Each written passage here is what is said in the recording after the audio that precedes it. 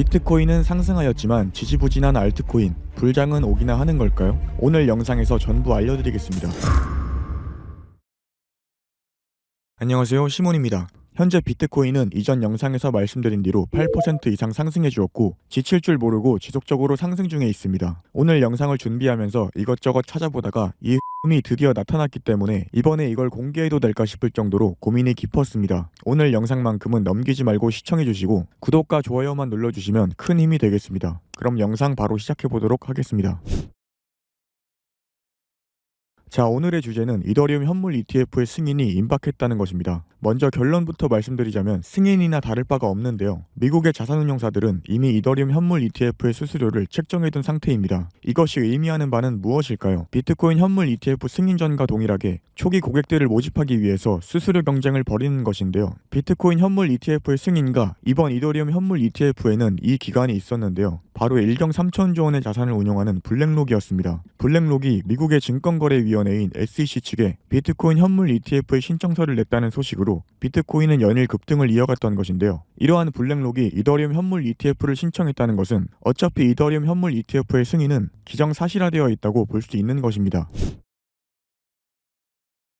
요약해드리자면 이더리움 현물 ETF의 승인이 얼마 남지 않았다. 이더리움 현물 ETF를 신청한 기관들은 수수료를 발표, 경쟁하면서 초반부터 고객들을 모집하고 있다. 블랙록이 뛰어든 이상 두려워할 필요는 없어 보인다.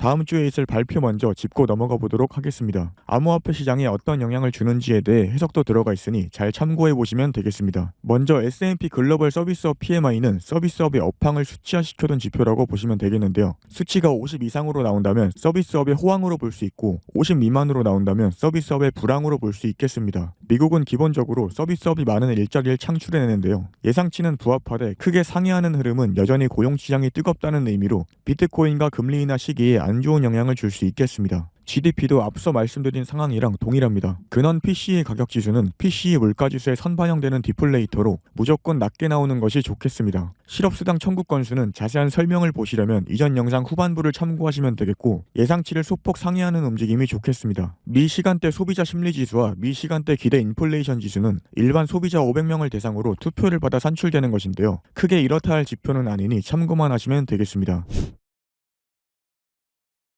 연일 상승 중인 비트코인에 비해서 알트코인은 지지부진한 흐름을 보이고 있는데요. 해당 지표는 현물거래소에서 콜드월렛으로의 자금 이동을 나타낸 지표입니다. 수치가 현저히 증가한 모습을 확인할 수 있는데요. 비트코인의 대규모 유출도 이러한 영향으로 보입니다. 이 지표가 의미하는 바는 많은 사람들이 비트코인의 장기적인 상승을 바라보고 콜드월렛, 즉 개인 지갑 주소로 입금하고 있다는 것이 되겠는데요. 많은 사람들이 비트코인을 매수하여 홀딩하고 있는 만큼 저점은 더 단단해지지만 유동성은 그만큼 줄어들 것으로 생각해 볼 수 있겠습니다. 결국 비트코인이 현 고가 라인에서 횡보를 해주어야 한다는 것이 되겠습니다. 다음은 온체인 데이터에 대한 검색량 증가입니다. 최근 마운트 곡스와 독일 정부의 매도로 인하여 사람들의 관심이 증가했다고 보이고 슬슬 시장 참여자들이 관심을 가지기 시작했다고 볼 수 있겠습니다. 다음은 이더리움 현물 ETF로 인한 이더리움의 매수 매도 비율의 증가 추세 지속입니다. 많은 사람들과 많은 기관들이 이더리움 현물 ETF의 승인을 바라보고 있는 상황에서 이더리움의 현물 ETF가 승인된다면 암호화폐 시장에도 수많은 자금이 유입될 수 있겠습니다. 미국의 비트코인 현물 ETF의 잔고 또한 사상 최고치를 기록하기도 하였습니다. 비트코인 소매 투자자 수요는 3년 만에 최저치를 기록하였는데요. 비트코인이 사람들의 관심을 받을 만큼 상승하지 못하였다고 할 수 있겠고 추가 상승의 여지가 충분하다고 볼 수 있겠습니다.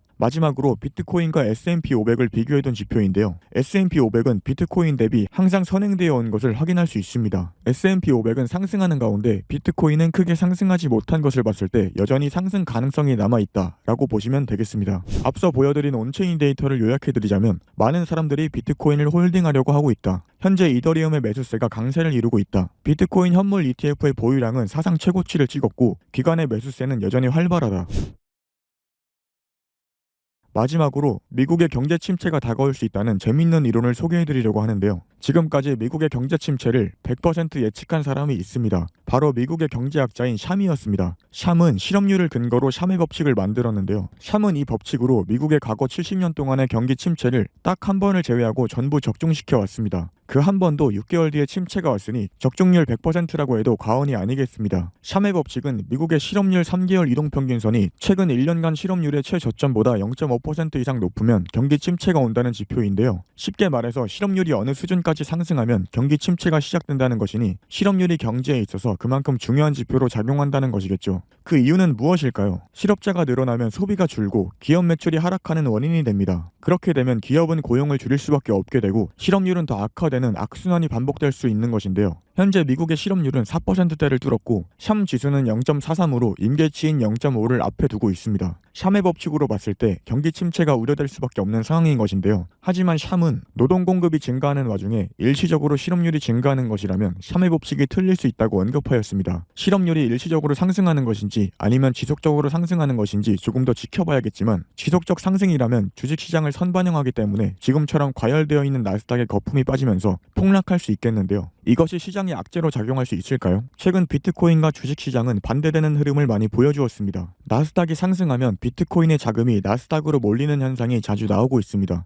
현재 나스닥은 멈출 줄 모르는 상승으로 인하여 많이 과열된 상태인데요. 이미 많이 상승한 나스닥에 비해서 상대적으로 관심이 덜 쏠리고 있는 비트코인으로 자금이 들어오고 있다고 볼 수 있겠습니다. 최종적으로 요약해드리고 마무리하겠습니다. 많은 근거들을 조합해 보았을 때 이더리움 현물 ETF의 승인이 멀지 않았다. 이번 주 경제 지표가 앞으로 금리나 사이클에 중요한 역할을 할 것으로 보인다. 비트코인이 추가적인 상승을 해주어야 알트코인들의 상승도 기대해볼 수 있겠다. 나스닥의 거품이 빠진다면 비트코인의 엄청난 상승을 기대해볼 수도 있겠다. 이상으로 영상 마치도록 하겠고요. 텔레그램에서 실시간으로 제가 보고 있는 관점들 제공해드리고 있으니 관심 있는 분들은 하단 고정 댓글 링크를 타고 오시면 되겠습니다. 시청해주셔서 감사하다는 말씀 드리면서 시몬이었습니다.